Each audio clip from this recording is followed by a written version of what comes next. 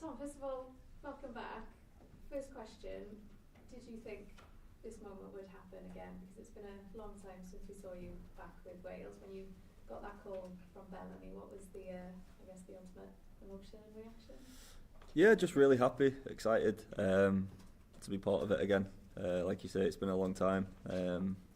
Yeah, I'd say sometimes I thought I won't play for Wales again. But this manager's been brilliant since he come in. He rang me when he first got the job, and he's kept in contact ever since. So it's been brilliant. Yeah. What have those conversations been like then, and how much did it mean to you that as soon as he was in, you were having those conversations, he was giving you the impression that you were very much a part of the plan going forward? How much did that mean to you? Yeah, it meant a lot, especially with being out for 4 years. I think it is now.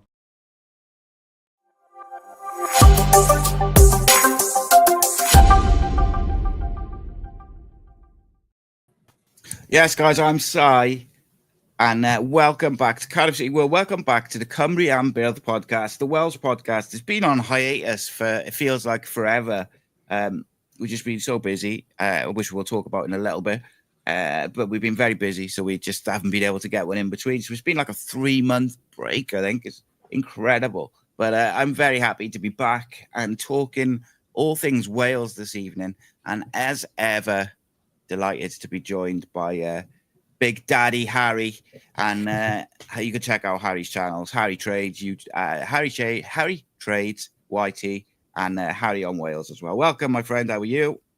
Doing well, mate. Yeah, buzzing to get back with you. Really am. I know, that's it, innit? Congratulations, of course, in order as ever.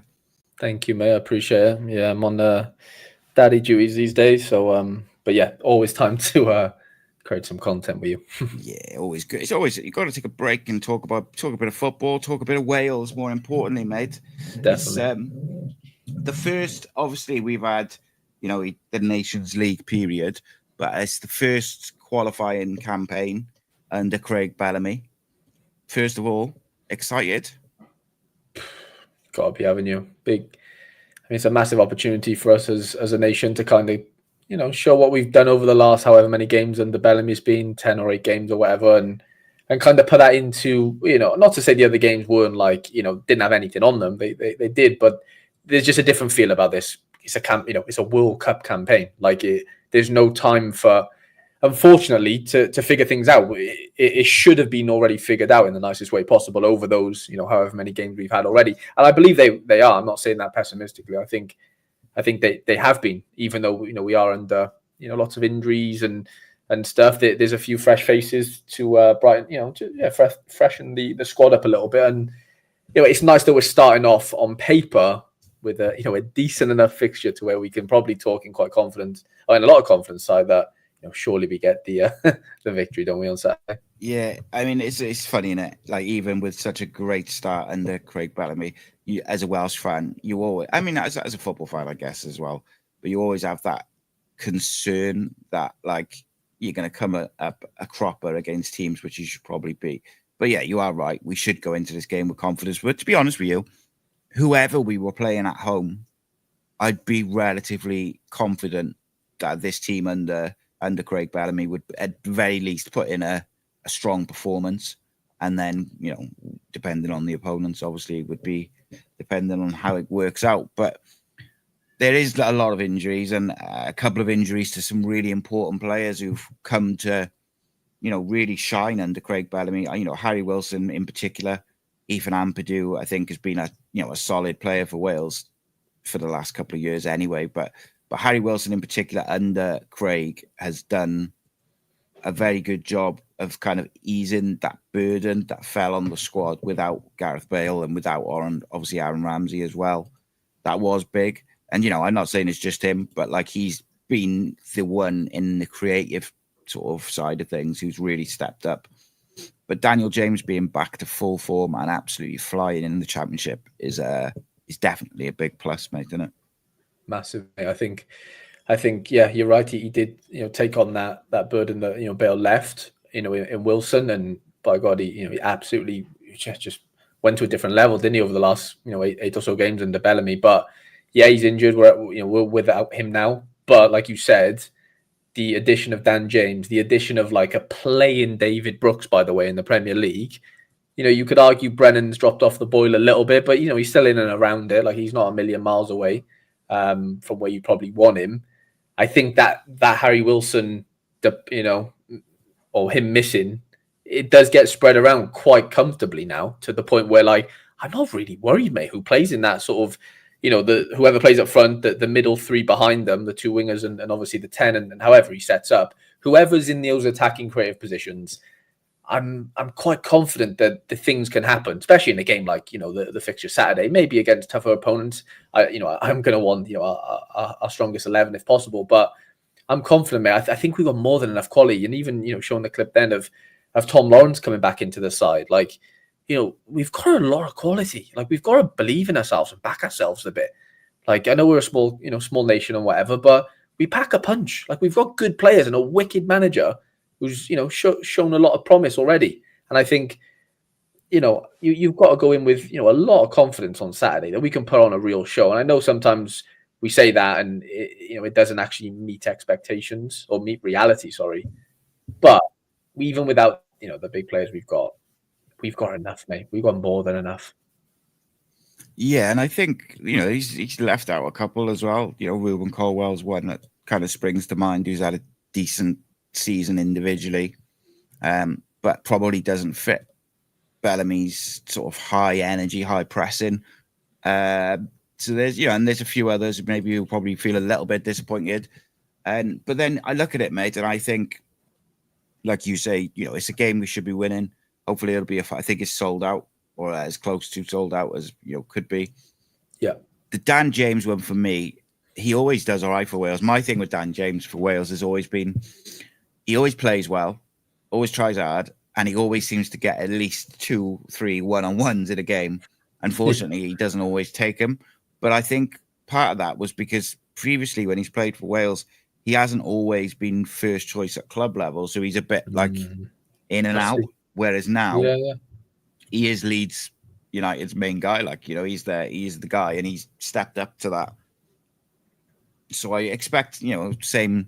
It's interesting tactically, actually. Like, obviously we haven't talked for a while on camera, and we'll have what we play tomorrow will be very different to what we play Tuesday. And personnel-wise, massively he'll different. change the personnel, he'll change the shape. So I expect us to go with a single pivot tomorrow. Can't think why we wouldn't when he's done that at home anyway, and it's against an opposition that they should be able to pull that off. Mm-hmm. Do you see any surprises in the personnel, or do you think because the squad is fairly sort of different, or fairly small, or fairly different in terms of those kind of experienced first teamers, you should be able to predict it?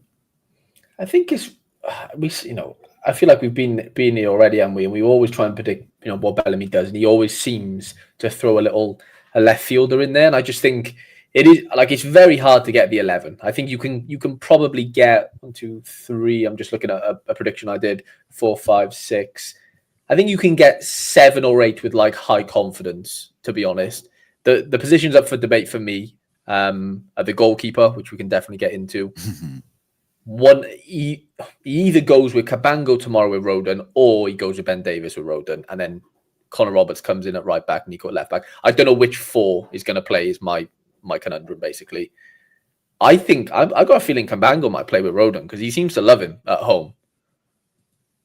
Yeah, but then at the same Cabango time, it's a as bit well. Defensive, isn't it? If you go Davies at left back, But then I but really it gives Nico to Yeah, Nico's like been. I've Flying, got a clip of him talking about it. Like he's so young, but he's got like so much experience for Wales, and I think I do really so much prefer him on the right hand side. Same. I think the no disrespect to Connor Roberts, but the drop down in quality from Nico to him is quite substantial. Whereas with Owen Beck not available, because I think he would be a good shout for the home game at a left back. I think Ben Davies goes in there. You can have a nice young, give Cabango a bit more experience. He did a good job in the last game he played for Wales as well. I get a lot of stick from City fans for like I quite like Cabango. maybe it's because he's Cardiff born. I don't know, but like no, I think he's a really good defender, and I do quite like him. I think he gives us a bit of additional pace at the back as well. He's not the quickest, but he's just that bit more youthful and athletic than some of the others. So that's my worry, and not worry, but that's the only worry I have. I could get wrong, Cabango or Roberts, right? And then in midfield, like you said, you are probably going with a single pivot. I think Sheehan's been so good. How can you not play Sheehan? Yeah, I think he with no amplitude, he's got to. But then I wonder whether. So with the single pivot, I don't think he plays Jordan James as an 8. Is Jordan James fit? He is fit. Yeah, he's playing for Ren. Yeah. So for me. For me, if everyone's fit for Wales, Jordan James and Ethan Ampadu is like the 2 midfielders for me, which I think you've got to play.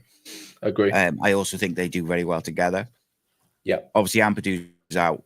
I just wonder whether for this game, because of the opposition, whether he goes with Jordan James as the single pivot, or whether he go. I think Sheenan's been so good. Yes, I agree with you. I think 1, he's very unlucky if he doesn't start. And 2, I wouldn't be shocked to see Craig give him that bit of loyalty and stick with him, which I then think probably puts Jordan James on the bench, because I think he'll go for almost 2 10s in the 8s like he did before. He did it before with Harry Wilson and Cullen, but I think it'll be Cullen and someone else, like a Brooks in that sort of whoever 8 hybrid 10 sort of thing. I think you're spot on there, mate. And then I'll caveat that and say Jordan James then probably definitely starts away to North Macedonia. Yeah, and he probably should as well, really. I mean, if you were playing 2, it'd probably be Sheenan and Jordan James. I wouldn't be disappointed if Jordan James is the single pivot, by the way. I think... No, neither would I. I just think he's such a good player, but I think... look, we are trying to guess, aren't we, and try and get in Craig Bellamy's head. And like you say, he does he throws a little bit of a left field pick here and there. So maybe neither of them play and someone else plays, mate, wouldn't surprise me, genuinely. And then for the middle 3, or even if you go middle 4 without, if you do a single pivot, for me, Brooks has to play somewhere. There's no way Brooks doesn't start tomorrow, right? Yeah. So here's a question for you then: does David Brooks play off the right, say? Or does he play as one of those sort of dual 8 stroke hybrids? Because I think he might do the Harry Wilson job. So again, in the last home game, we played Cullen and Wilson, didn't we? Either side of Sheenan. Yeah. That's the biggest one for me. And that all depends on what he does up front. Does he go Mark Harris? Does he go Kiefer Moore, or does he even go Brennan Johnson? Because we know Brennan goes a bit quiet on the right. He's not that effective for Wales from the right. And I know he plays there for his club, but I just think, and no disrespect to Mark or even Kiefer, I'd be happy however it falls, but it all depends on what he does with the 9. If he plays Brennan up front, then Brooks comes out wide, and then you probably go, maybe even a Cullen and a Tom Lawrence potentially. I don't know. I'm just thinking of how you would fit all that in. It could. Wouldn't surprise me, mate. I reckon Harris plays in the 9. Okay, yeah. I got him in. I got him in for 55%, I said. Brennan and Dan James. Yeah, Brennan and Dan James will be the 2. Are you still hear me, mate? Yeah, sorry. My screen's just frozen. Yeah, you're frozen over. So, I would go. I think he'll go Harris as the 9. And I think it'll be James and Brennan Johnson as the wingers. And then I think it's Sheenan, David Brooks, and then it'll either be Cullen or James. What's his name? His name? John James. Yeah, or maybe, I think it'll probably be Cullen and Brooks. But then you've also got. He loves Cullen, mate. Doesn't he? There's a couple of other options. I know.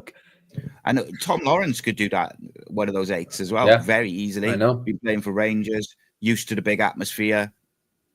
Have you seen? I just think David Brooks got to play, mate. David Brooks got to play. With no Harry Wilson, he has to play. It's one of them for me where I just go, if I'm Bellamy, right, I'm playing my Premier League players. I know that maybe is too simple, but ultimately, some of those players are Premier League players for a reason, yeah? Nico Williams, David Brooks, Brennan Johnson, they're playing it. I'm not to say, no sort of shade on your Dan James and stuff who have played there. But ultimately, you've got to play the players who are playing at the highest level of football. In simple terms, even Jordan James starting games in League One, mate. I know it's a bit of a farmers' league in some way, but like he's playing for St. Pauli. What's his name? St. Pauli, or however you pronounce the gaffer's name. Like he's literally trusting him every game, Brent. And he's like 19, 20 years old. Like you've got to be rewarded for your country if you're doing things like that. And I know there's, it's different international football to domestic, but if your domestic manager can trust you week in, week out, and I know Brooks isn't trusted every week, neither is Brennan, whatever. But I just think, those type of players have to play, and then you fit the other players in where they can, you fit your Cabangos and your Rodens and your Dan Jameses in. No disrespect, but there's levels, isn't it? Like that's just the way it is right now. Like some of them play in the Prem, some of them don't. Yeah. I'll tell you what then, let me throw a complete spanner in the works of what we just hypothesized. Go on. So we went on the assumption that we're going to go with a single pivot like we went previously. What about if we went with a kind of 3-4-2-1 or like a 3-4-3 or a 3-5-2, go three at the back, but in a very attacking way. So obviously you see a lot of teams do that as a kind of defensive thing, so they can fall back into a 5, where our possession, because that suits Nico Williams. You could probably sneak Dan James on one side as well if you wanted to. He's got the energy and the work 100%. rate, the quality. And then suddenly you've got a few more positions to open it up a little bit. Maybe you get a Jordan James in there. Maybe you get a Brooks in the 10, or, maybe even a Kiefer Moore with Harris up top. There's a few different options. Could you see a 3B at the back? Cabango, Davis, and Roden. Okay. I can't see past and then you go that as a James, 3. Nico, Sheehan, Jordan J. Well, but then you don't need both of them, do you? I don't think you don't. No, you probably don't. No, you're right. You probably don't. That's the thing. It's so tough, mate. We've got so many. That's the thing. We are kind of blessed right now, where like we do have quite 6 or 7 attacking players for 5 or 6 positions or whatever, and that's without obviously Harry Wilson and Ampadu not being an attacker and playing, and they're all playing, which makes it really tough for Bellamy. But the beauty is he has 2 games. Jordan James, you're not going to play at home because we don't really need your qualities here, really. We don't need you to dig in and chop up play and give the ball away. Not to say he's not good on the ball, because he is, but we're not gonna be chasing shadows.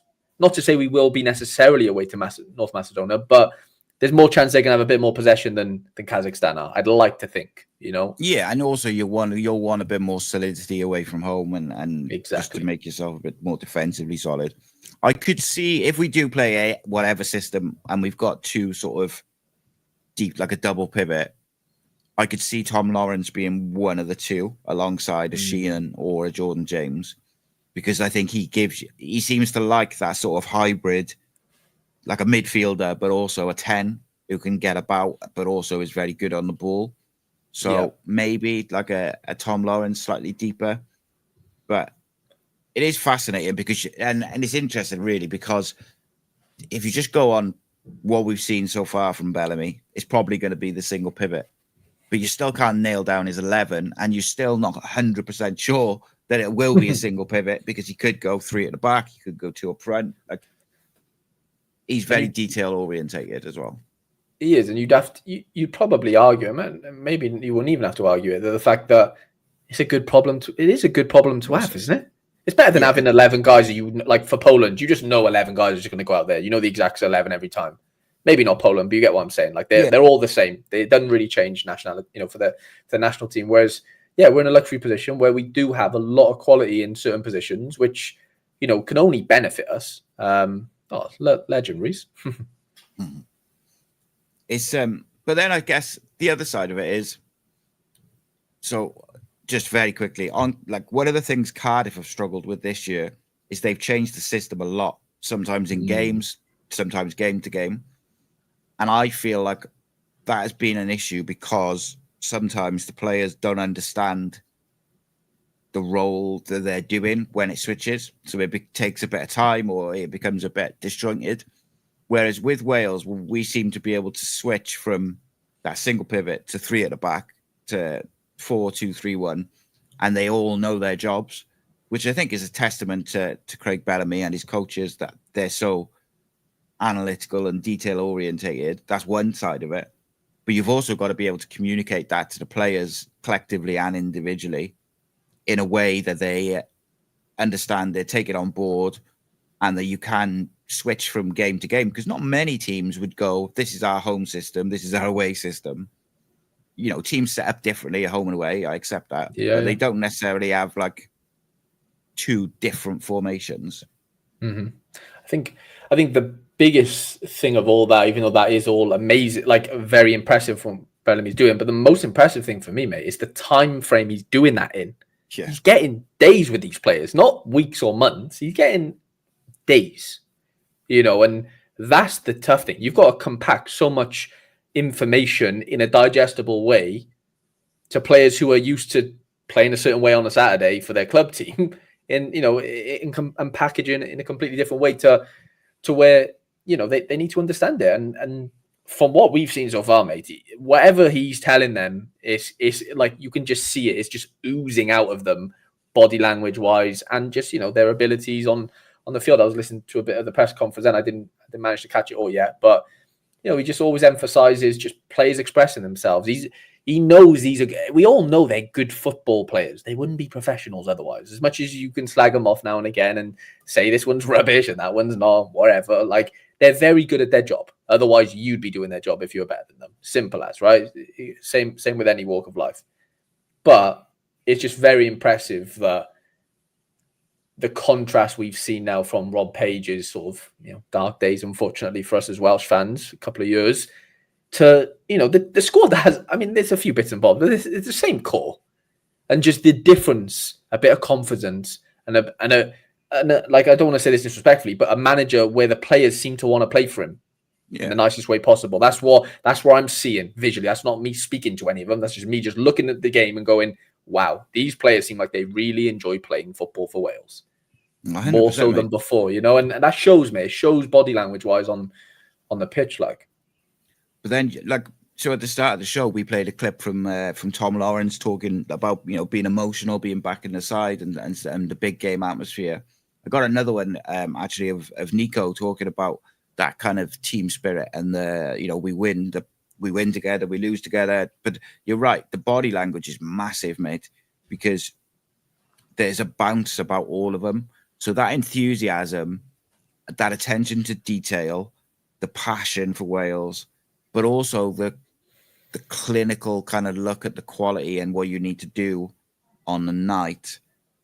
All the players seem to just feed off that, off Craig Bellamy, and I would imagine, you know, the coaches are very similar in the way they think and they set up.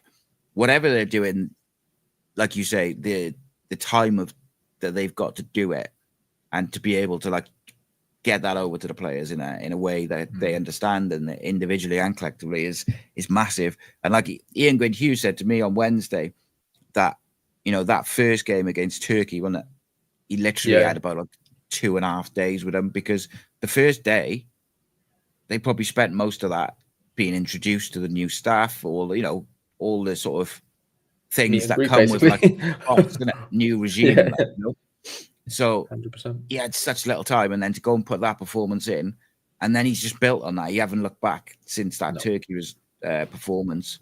Anyway, it wasn't like we went and beat him 4-0, and, you know, it was just, but it was the nature of the performance. And the way I always put it is, he talked the talk before and said, like, I want to do this and I want to do that. I want to play this way. I want to play high pressing. I want to be aggressive. But then he walked the walk and did it. And I think it's easy now after a few games to go, oh yeah, that's just the way he wants to play as a manager. To do that in such a short space of time is remarkable, without, you know, your Real Madrid superstar in Gareth Bale, or your seasoned professional at the highest level in Aaron Ramsey, and you know, a couple of the other players who were experienced who dropped out of the squad. He's brought in more youngsters. Obviously, brought in the lad who's on loan up at Scotland from Coventry, who's like 17. Kai Andrews. And I mean, I don't think anyone really, I'm not going to sit here and pretend to know a great deal about him. It'll be really interesting if he gets a bit of time. And someone we haven't talked about is Lewis Kumas, who's playing week in, week out for Stoke. So he might be one of the left field picks in this game because, like you said, it's a game where we're looking to be aggressive and implement ourselves on the opposition. Maybe that's the left field pick, and it's like Dan James and Lewis Kumas as the wide players and Brennan Johnson through the middle. He does like Sparky though, so I'd be very surprised if Sparky don't play. To be honest, that's my opinion. No, I agree with you, mate. Yeah, I've got him in my prediction as well, just ahead of Kiefer. I just think you probably need Kiefer away, don't you? A little bit more away to North Macedonia. That feels like a more suitable place for a 6'6" striker. But going back to that Kai Andrews, with Sora and stuff, I do it like he's part. He plays for Motherwell, so I sort of track his games and stuff, and he's playing now and again for Motherwell. And Motherwell are like right now they've just got a new manager in. They've got another young kid called Lennon Miller, 18 years old, right? Mark my words, he will be Scotland captain in the next few years, okay? Okay. Absolute player. He plays alongside, Andrews plays deep, and then this Miller. He should play deep because they've got so many midfielders right now. They're just trying to fit them all in, basically. But they got a really young side up in Scotland. But yeah, one of the lads who watches the content I do, he's a Coventry fan. He's a joke. Like, he's so good. This for his age, like he's 17. He's built like an absolute tank. And Bellamy have said it, like he's just physically, he's just a monster. And he wants to fast track him basically. Where's he play? Sort of like a sitting midfielder, is it? Kind of, yeah. Is he a ball player or a more of a destroyer? He can play. He can do a bit of, honestly, mate, a bit of everything. Quite similar to Jordan James's skills.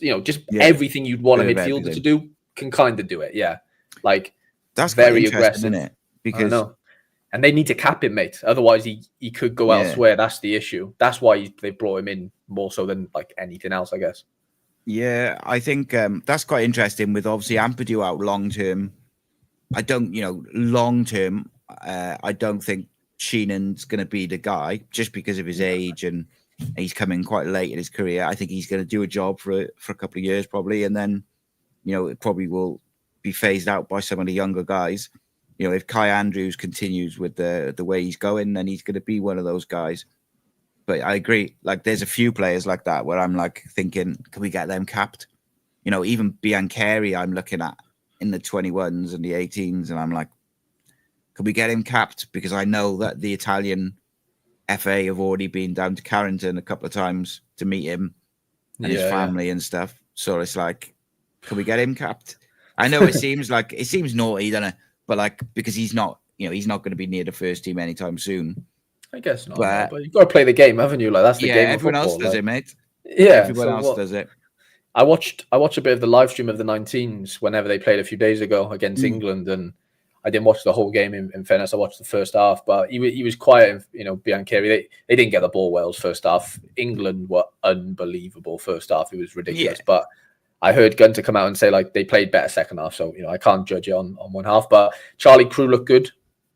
Yes. Charlie Crew looked really good. He's been involved with us, for the first team already. So yeah, I'd be surprised if he doesn't get a few more sniffs. But Bellamy said a few months ago. Remember, I think we mentioned it. Like he sort of did a depth chart of all the players we have, through the age groups in each position, and we are just lacking in certain areas, but we're very abundant in others. Like midfielders, we have loads of them. Wingers, we don't really have a ton. Nines, I wouldn't say we have a ton. There's a couple. There's just certain pockets that we're probably lacking in, and it feels like centre mids, 8s, 6s, and 10s or whatever. Feels like where we're really strong, like stronger than. Not what you probably want, but you might want it to be evened out a little bit more. Do you know what I mean? We've got a couple of really, really talented centre backs as well. Is there? Like Dylan Lawler's coming. Yeah. Like, I watched him play. He looked good. He looked solid. Strong. Like, that was his debut, mate, as well, against like Rashford and all these guys. And he just didn't look bothered, phased at all. So, that's encouraging. I think he might go on and be a real first team player for Cardiff next year. I got to be honest. Really, yeah. Depending on where it goes, but I wouldn't be shocked if he's in the first team squad next year. He's already kind of been in and out of the squad. Yeah. So it'll be interesting, mate, with how some of these lads progress. Ultimately, I think the ones who break through into the first team for Wales will be the ones who play first team football or go on loan and play a lot of men's football. So, I would use Kai Andrews as that example. It sounds like physically he's a bit ahead of others his age, so that probably helps.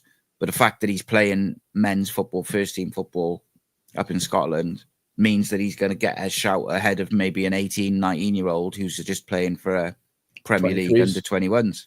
Just the way it is, mate. At the end of the day, isn't it? It's different level. Yep. Right. So I'm going to put you on a spot now, mate. Go on. Who's the keeper tomorrow?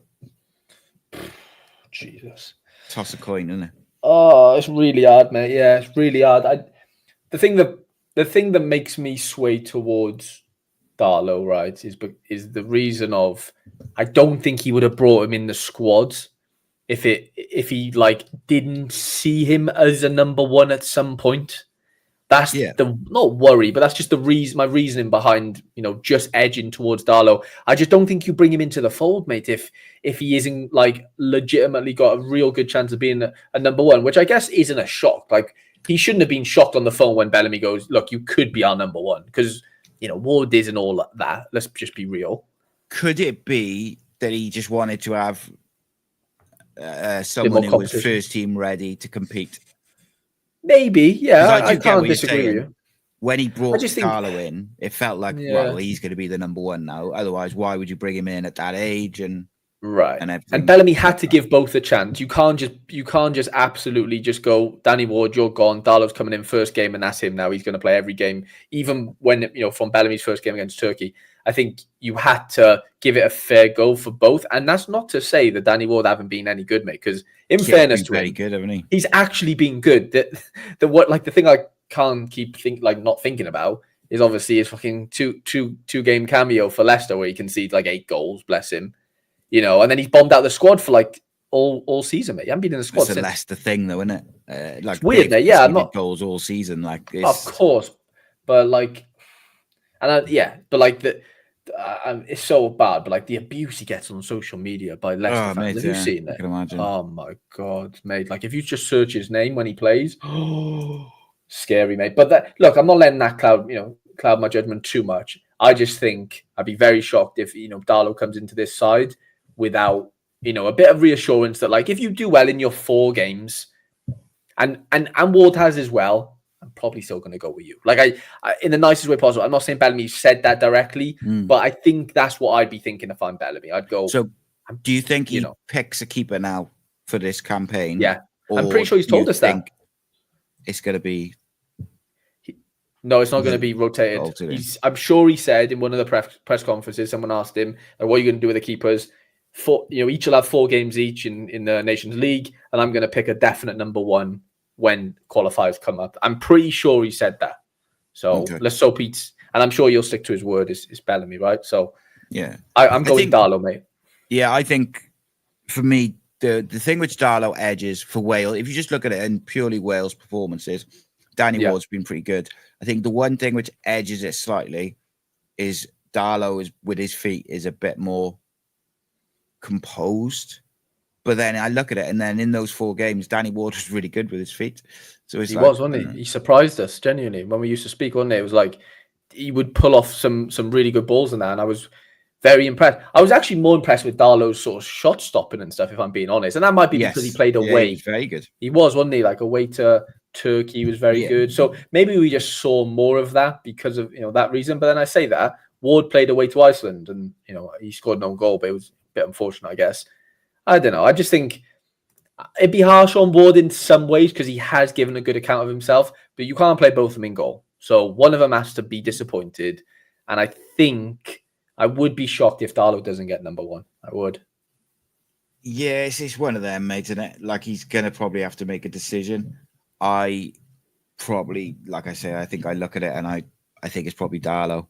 So what I want to do, mate, for the next 10 minutes or so is I want you to talk me through your 11 and system for tomorrow, and then also tell me the differences that you would make to the North Macedonia game. And then when you kind of go into the North Macedonia side, we'll kind of navigate towards that game a little bit, because I think that's going to be a really tough game. I do. Yeah, 100%. Maybe on paper not the strongest opposition, but I do think it's going to be a very difficult game, and I would take 1-0 now. Oh, 100%. Okay, so my 11 then for tomorrow is Cardiff in goal. I'm going to go Nico right back, Cabango, Roden, Davis.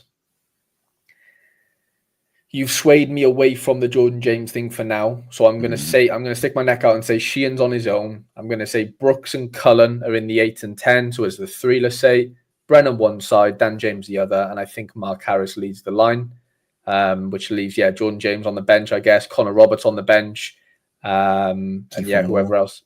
Kiefer Moore on the bench. Kumas. Broadhead. We haven't even mentioned Broadhead, mate, to be fair. And Kumas as well. Kumas and Thomas. Bit of a bench, isn't it? Mate, it's serious bet. Like, from an attacking perspective, it's so many options. It's actually mental. So that's my 11.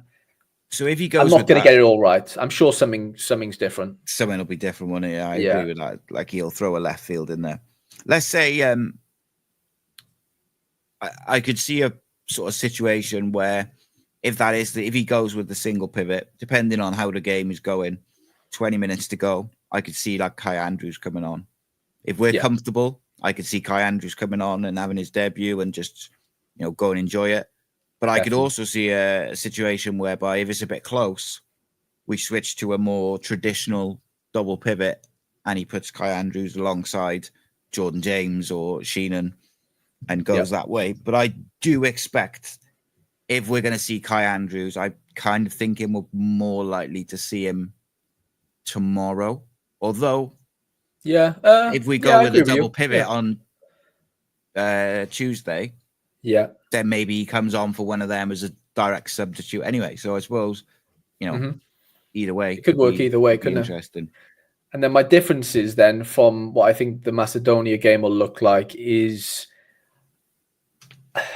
I think we go 5 at the back, or however he looks at it, because we did it away to. Who was the game where Nico put in Wilson? It was I think it was Iceland, wasn't it? Yeah, unbelievable. We were sensational in the first bit. Oh, mate. Second. So, but that was Nico in the back 3, wasn't it? Do you remember that? Yes. Yeah. He was on the left of the back 3, wasn't he? Yeah, and I don't know whether that was that because of Ben Davis was out or something. I'm gonna have a little look now. I think he's suspended. Was he? Okay. So, that makes sense then. Okay, so that may be, that would probably mean that if I'm going to go with the 5, I think Nico, jumps up a little bit then. So, Iceland away. What did we look like? We had, Nico. Oh, no, Ben Davis played that one. Yeah, I know he was on the left-hand side, Nico, Davis, because I remember Roden, him playing Roberts. the diagonal into Harry Wilson a couple of times. See, I reckon this. I'll team a look at a bit like this. So Darlow in goal, Connor Roberts, Roden, Ben Davis, Nico. I reckon will be at the back for that one. Is that back 4? Kind of, but remember it weren't because like Sorba Thomas was basically playing like left wing back, wasn't he? Really. And then like you had Ollie Cooper playing as like the left winger /8, and then you had Harry Wilson, Jordan James played that one. Obviously Brennan and Kiefer. I'd be very shocked if Kiefer doesn't start the North Macedonia game. I'd be very shocked if Jordan James doesn't. My changes are basically Kiefer for Mark, and then Jordan James comes in for probably either Brooks or Cullen. If that, actually, Sheehan won't start either, though. I don't think away. Ollie Cooper started that one, mate. Yeah, and he's back as well, isn't he? I reckon he'll do 4 or 5 changes for that Macedonia game. Yeah, it's interesting. I don't think I'd be surprised if Mark Harris doesn't play. So I wouldn't be surprised to see like a Kiefer Moore in there. But I still I think he really likes Mark Harris and the pressing and the energy that he brings up front. And I think you lose that a little bit if you just go with Kiefer Moore. But I just think I think already you can see that Bellamy, there's certain players that he really likes. Harry Wilson obviously is one, but like Sorba Thomas, Nico, there was someone else I was thinking of as well. Can't think. He'll go Cullen. He really Harris. He really likes those players, high energy players who will do the dirty work as well as the sort of the creative stuff. But I also think won't be shocked to see Tom Lawrence get a nice bit of game time over the 2 games 100%. as well. Because I think one thing he brings is he'll look after the ball. And, especially away from home, you really need those ball players who got composure, have played in hostile atmospheres or played in like these tough away games in Europe and stuff like that, which obviously Tom Lawrence has done a lot of them this year. So in the Europa Cup, he's played, Europa League, Tom Lawrence has played a good chunk of those. So he's used to those kind of tricky away ties where, maybe you're expected to win, but it's a bit of an atmosphere and you've got to have that maturity and that composure to just look after the ball a little bit. And maybe when the first sort of thought is to go and press or to go and, be really attacking, sometimes they want you to just don't go down a blind alley, just go back, rebuild, recycle the ball. So I think you need those players, even though I think, generally speaking, Craig Bellamy wants to play high press, high speed, get it out wide and play very quick football and create overloads in different areas of the pitch. But I also think you need that composure away from home to also look after the ball, because if you're constantly giving the ball away because you're trying to play like the Hollywood pass to get on the break or whatever, that can become an issue. Yeah. On the subject of issues, and there has not been many under Craig Bellamy. See that has a beautiful link there. Second half performances have been a talking point, shall we say, under Craig Bellamy. We mentioned the Iceland game just a minute ago. First half, unbelievable. Second half was a struggle. And I think there's two sides to that. Iceland were always going to get better because they were quite poor in the first half. But equally, I don't think Wales were at the same level. And I think in certain aspects, we've maybe struggled to be able to keep the high intensity that he's looking for. But I kind of wondered, I think the last game we played, it was much better, wasn't it, the second half? But do you see that as like maybe an issue that needs to be addressed? Or do you think it's just the nature of football that there's, momentum swings and things like this? I think you're completely right in saying, it is probably always going to be an element of football games.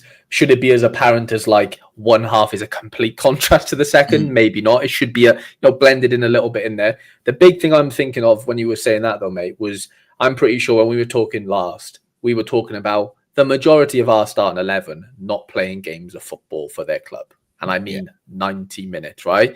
If you look at who's going to start on Saturday, let's just say the players I just mentioned then, outside of the keeper, they all play 90 minutes of football most weeks, apart from Brooks and Brennan right now. You could maybe just Brooks. Sorry, Brennan does play. Tottenham have been in a lot of competitions. Like everyone's playing. Nico's playing every minute for Forest. Ben Davies is even getting games of football. I know he was injured for a bit, but he started last. Just on Nico, mate. I had Johnny Owen on the radio show the other week. And he obviously lives up in Nottingham now, and he does a lot of work with Nottingham Forest. And he was saying, like, Nico is pretty nailed on for Player of the Year. Like, that's how good he's been. And when you look at Forest, sat third in the Premier League, that is some kind of statement, isn't it? Now, whether he gets it, because it's unusual for a defender to get it. I know he's classed technically as a defender, but... Of course. No, I wouldn't say it's unusual. I think he's more than deserving. Mate. Oh, mate. But we were speaking about it, weren't we, a few months ago, where like it looked like he might have gone on loan and that. He weren't really getting a sniff, was he? And mate, he just turned it. I recorded a video in the summer, which I didn't end up putting out. But when I was looking at players that Cardiff could potentially try and get a little sneaky loan for, because they weren't playing first team football at the end of the season before. Yeah. And he was on my list of sort of, unlikely, but worth a question. And mate, there was links to Feyenoord, PSV, because obviously I'm into that world, and mate, like there was serious links in the summer that he was leaving, like because he did want, obviously, like you can see why he wouldn't be happy not playing, because he's fucking up for player of the season, right? So going back to my point though, I just think the team on the whole are just playing more minutes of football, and I'm not saying that that's going to have a direct impact on our second halves, like not slumping, but I think it will it has to like go towards it. You know, it has to lessen the impact a little bit for me. Well, later on in the season, players should be fitter at this point. I know you could argue, well, they're towards the end, so maybe they're just dead. But you know what I mean? Like, they've been used to it now. They're, 8 or so, however months in. I think it's a worry, but I also think I'm hoping we eradicate it a little bit with the fact that we have so many options now. Now, the one thing I will criticize a little bit is I remember us talking about this before with Bellamy's substitutions. We've been a bit critical on them, haven't we? I think over the last couple of games or game. Is it like, as much as it's down to the players running and not running or whatever, you've got to put a bit of onus on the manager not making subs when maybe he should or shouldn't and freshen things up. Hey, Iceland freshened things up and they looked unbelievable, didn't they, in that second half? They brought on 3 or 4 players and they were just flying. We couldn't get near them. We have the bench to do that.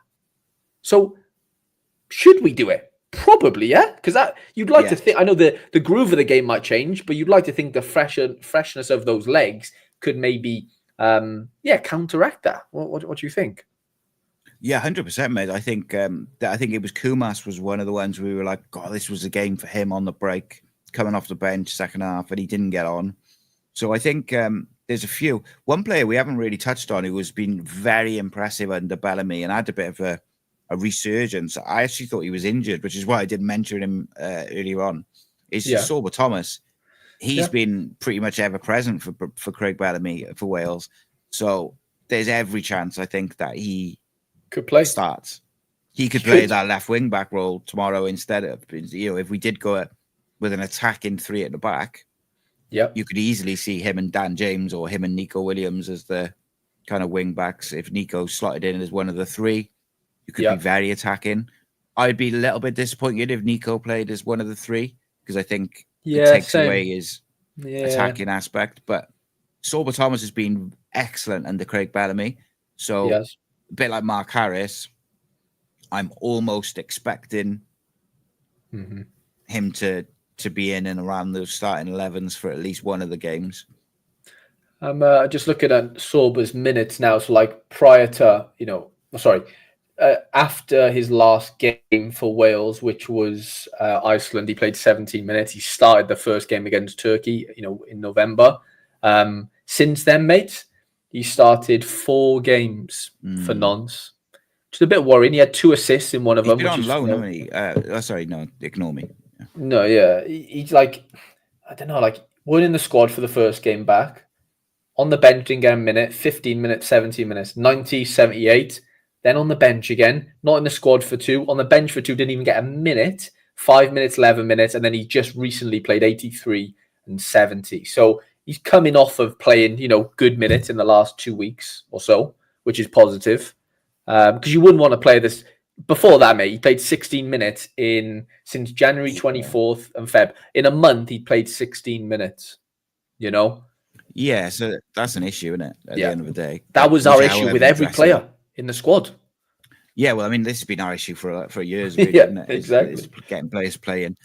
I mean, how many, in terms of Bell, if you've got it up there in front of you, how many, or what's his sort of average minutes for Bellamy since Bellamy's come in?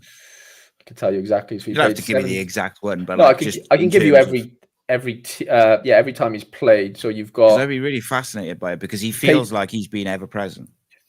Yeah, so he's played in every game. He's played 72 minutes in the first game against Turkey, 45 in the second against Montenegro, 76. Basically, you've started sub in 6 games, basically. 21 minutes against Montenegro at home, 72 minutes away to Turkey, and 17 minutes at home to Iceland. So it's interesting. There's no correlation between home and away. Like he's started 1-2 aways and started 1 home. So it's not like he only plays away or only starts away. Yeah. He's played every game, mate. Yeah. So you're right. He has a very good chance of starting games for Bellamy on Saturday or even Tuesday. Interesting, mate. Because like I said a bit earlier, I do feel like there's certain players who, for whatever reason, they fit Bellamy's style. He likes their attitude. He likes their skill sets. He's definitely one of those. So 100%.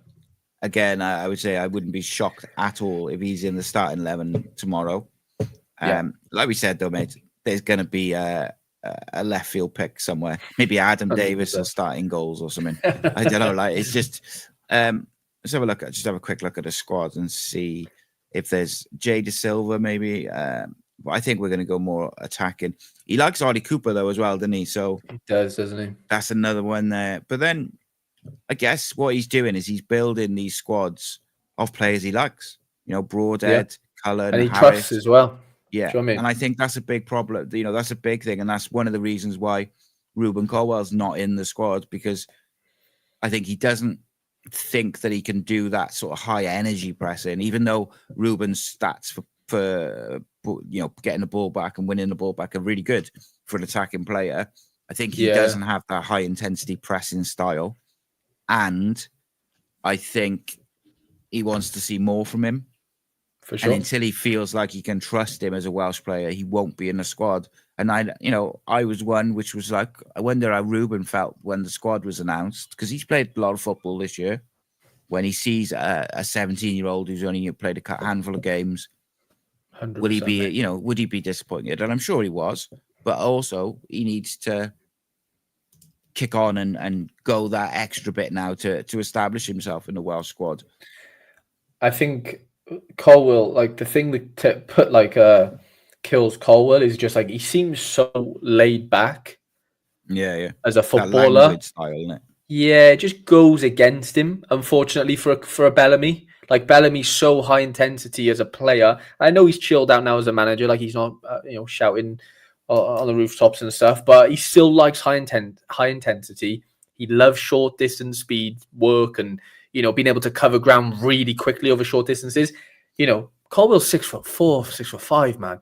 He ain't gonna sprint as quick as Dan James. He ain't gonna sprint as quick as Harry Wilson. He's not 5'5", like he just doesn't have that, in his genetic build-up, unfortunately. He is a luxury player, and I say that in a nice way, in the sense of, like, he has got probably more ability than almost anyone in our squad, apart from maybe Harry Wilson and maybe David Brooks. Like from oh my God, what has he just done? Pure ability. Just pure feet work, put the ball in the top corner, good night. Like he has got that in his locker.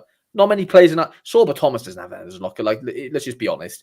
Players like that don't have that, but they'll run all day, mate. And they'll listen to instructions and they'll literally do whatever Bellamy tells them. And I'm not saying Colwell wouldn't listen. I just don't think physically he's able to meet the demands of a Bellamy style right now, which is a complete shame, mate, because Cardiff boy, I know he's not from Cardiff, come through the Cardiff ranks.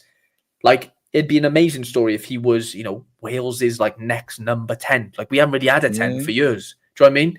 The next Ramsey of some sort without being, like the creative, just a player who can do something out of nothing. Just pure magic, mate. Like Welsh, like us Welsh, we don't produce players like that because they're all robots in the academy. Yeah. Like I've that's been doing myself. All overcoached, mate, isn't it? It's, you don't see those like street ballers and anymore. No, and like he is that. Ruben is that all day long.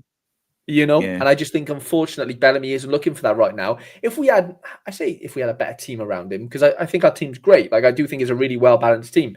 But if we had like an unbelievable team, like if Ruben was English, I'm not saying he'd be playing for the first team right now, but like he'd be getting opportunities, with like 21s and, for England, that is. And that's the equivalent of playing for like a first team, and for like with the depth they have.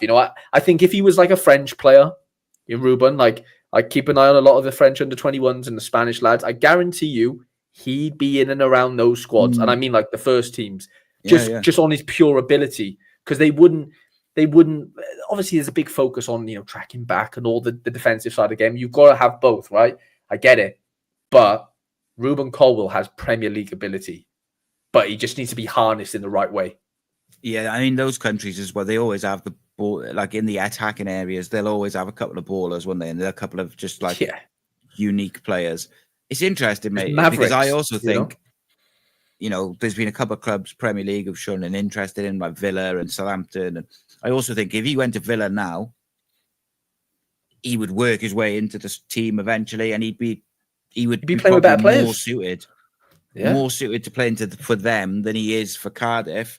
And then suddenly he looks even better. And Well, the Premier League, although it's more demanding physically, I'm not saying this like I know it, but it's more demanding physically, but the games are a bit slower in a weird way. You have more time, don't you? On the You ball. have more time on the ball, and people aren't like out and just pressing you left, right, and centre. You haven't got big number nines just running down your backside and stuff. Like it's just a different game from Championship to Prem. And yeah, I think Rubens at the detriment actually playing in the Championship compared to the Prem, because one, he'd be with better players, and I know anyone would if they had the move, but I wouldn't be surprised if Ruben Caldwell was playing Premier League football at some point. And at that point, Bellamy can't say no to Premier League players. Unfortunately, yeah, no, I just hope it comes. We haven't got the pool of players to pick from. To say no. Another player just to finish us off, really, mate, which we haven't talked about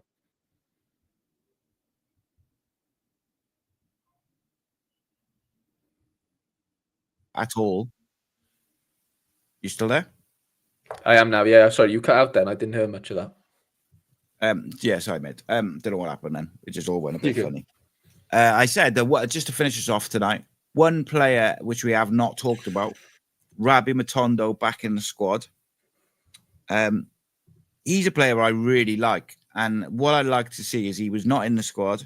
I know he had a bit of a knock, and then he was not selected in one of them.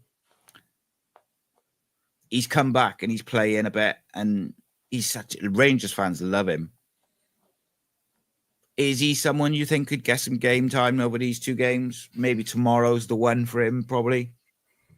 Yeah, I mean, he's been on loan to Hanover, and yeah, that's it. Mays, he's only started 2 games. He had a goal in his debut, scored a really good goal off the bench. Started 2 games, and he's, to be fair, haven't started since. Come off the bench a few times, but Hanover are a good side. Like, they're flying high in Bundesliga too. He knows the Bundesliga well. Obviously, played there with Schalke, but this is the league below that.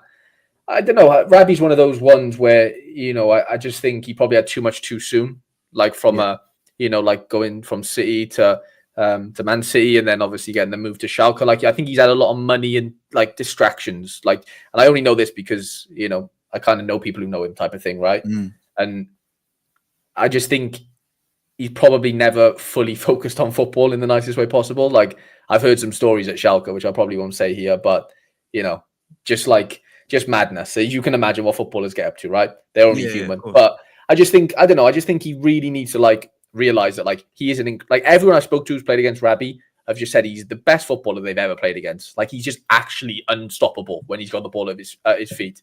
He's rapid, and he can score goals, and he can create things. He did it for Rangers now and again. Probably not as much as Rangers fans would like. I don't think Bellamy puts him in the squad if he doesn't play him at all. Bellamy's the type of guy to bring someone into the squad that hadn't been in to get minutes at least. I'm not saying he's gonna I don't think he's gonna start games for now, but I think he worked with him. Bellamy was Cardiff 18's coach for years. He knew about Rabbi. Rabbi was a bit younger at the time, but he was privy to it. He was Mark Harris's coach whilst Rabbi was 2 or 3 years younger. At City back in the day. So yeah, definitely, mate. And I'd be shocked if he doesn't get minutes, mate. Yeah, it's probably my quick answer. Yeah, I'd heard that some of the stories about Rabbi and stuff, but I've heard that over the last 12 months or so, he's people have been in his ear, and he's kind of knuckled down a little bit. And the one thing is, mate, with footballers, all footballers, not just him, is it's a very short career. Yeah. And yes, money, etc., is great. It sets you up for life. And they'll get more. A lot of these footballers get more money than we'll ever earn in a lifetime. But when they're 50 and they can't play anymore, and they look back on their careers, you don't want to look back with regrets of what you didn't achieve on the pitch. And I think he has all the ability to really do it. But it'll be interesting, mate, because maybe he's a bit of a secret weapon almost off the bench. I wanted him to come on in that playoff under Page in the extra time, because Poland just looked dead on their feet, like they were playing for penalties. And I just couldn't understand why we weren't putting on a Rabbi Matondo, because he would do something in those circumstances. But, that's another story for another day, probably. Yeah, the more exciting players Wales have, mate, the better. In whatever way, shape, or form that looks, whether a forward, defender, whatever, number 9. Like I think that can only benefit the game, and from an entertainment perspective, we can only enjoy that. Whether he comes on for 5 minutes and lights it up, we've got so many options, mate. It's beautiful, but it's also a bit of a headache, I think, for Craig. So yeah, I'm just buzzing from it. I'm really excited about tomorrow, and yeah, I just hope. I hope we do what I think we should do, which in football, sometimes that looks very different to expectations, but I'm confident we're in a good spot. Despite a couple of injuries, I really think tomorrow we put on, and I'm not saying we're going to blow them away, go 4-5-0. I just think we're going to be like 1 or 2-0, maybe 3 if we're lucky, but a very dominant performance. I'm looking, mate, if we don't have 65-70% possession, I'd be really disappointed in the way that Bellamy wants to, kick on. Yeah. And second half, as we said, we have to still be on the second half. So touch wood, this doesn't happen. But being the pessimist that I am, I actually think we're due a game under Bellamy, which is maybe the performance isn't there. So okay. I do think Wales will win tomorrow, but I think it might end up being like a bit of a slog, rather than what we're hoping for. Because, the kind of optimist in me, and the way that I expect us to play under Bellamy, and the way I know he has been preparing, I do expect us to go and win, 2, maybe 3-0. But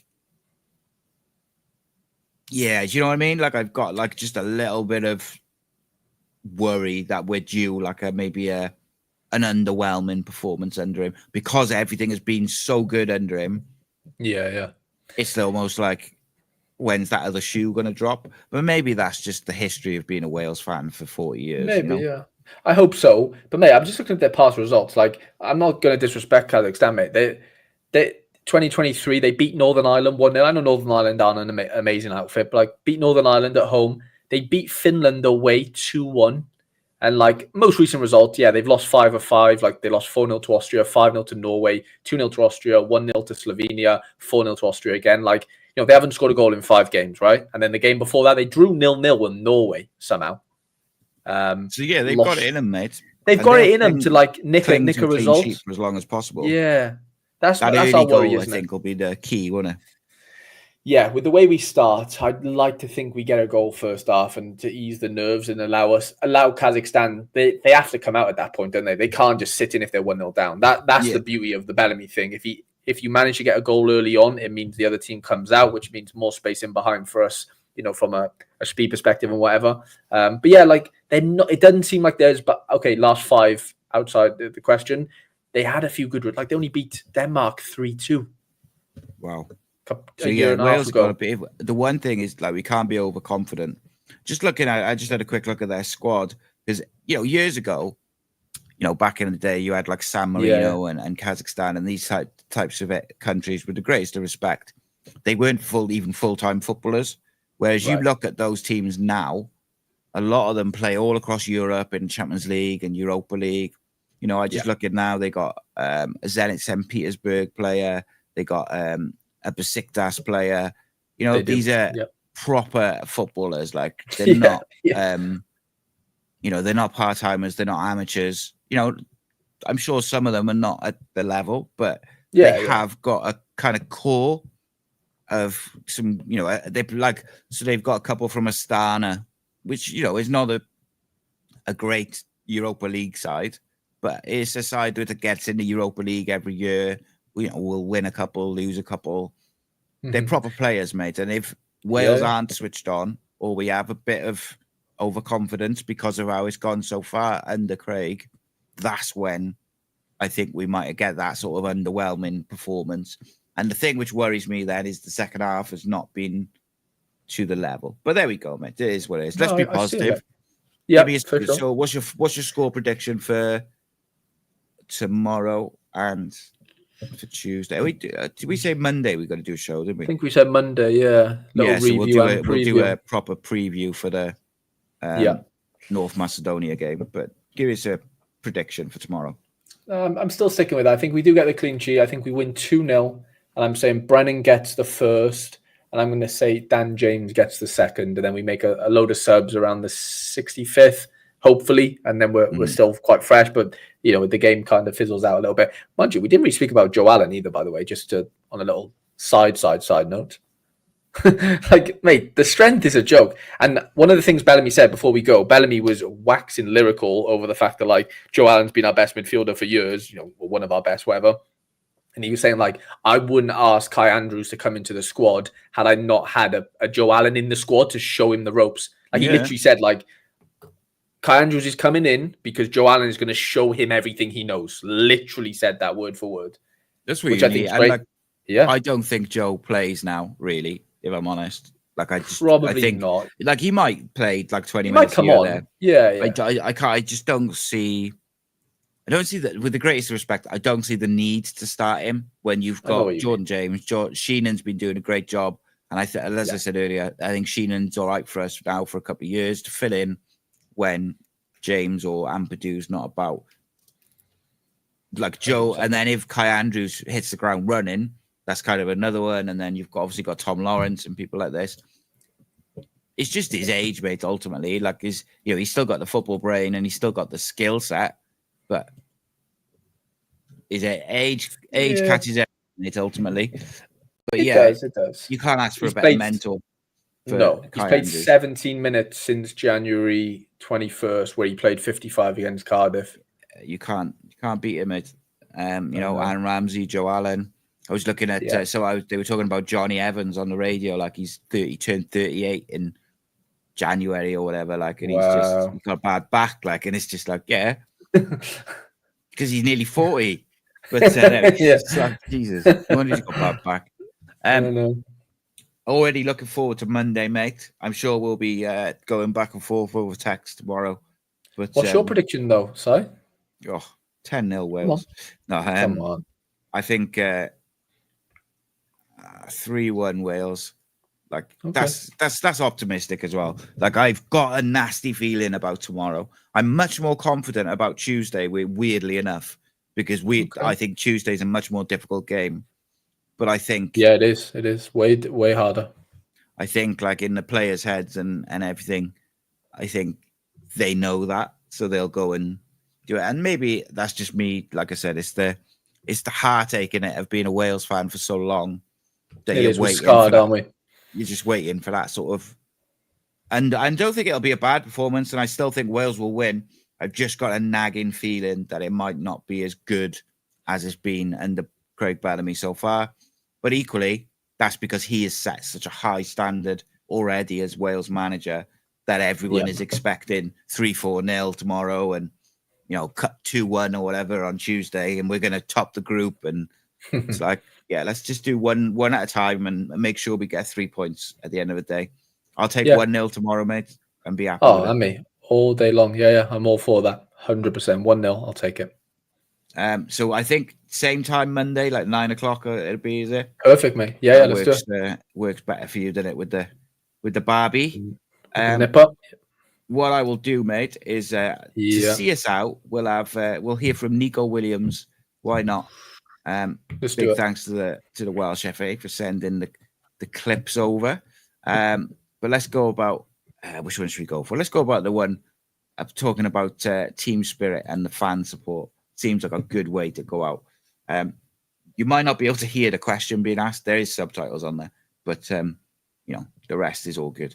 Harry, as always, mate, a pleasure. Been good to be back. Good to be back. We'll be back Monday, 9 o'clock. I'll be back tomorrow night at 10 o'clock after the game, and I'll also be back at 8 o'clock on Sunday. I'm a busy man. Lots to talk about. Sunday will be a Cardiff show, though. Tomorrow is the Wales post-match reaction. And me and Harry be back on Monday. Love it, mate. Yeah. In a bit. Good luck. Good luck, the Welsh, and hopefully they make us happy. Indeed. Let's go. And that's starting on Saturday. We don't even look at the second game in our group and during this camp yet, because, like I said, it's just all focus on Kazakhstan and all the support we have from the fans. Definitely helps us along the way. We know, I think it's probably nearly gonna be a sold out stadium. The fans have always been with us, and they definitely help us. There's no question about that. So obviously our slogan is "Together Stronger." I know it sounds cliche, but it really is with us. Together, not just as a team, as staff, but as fans as well. The more we're together, the better we will be. Listen, last quick question from me.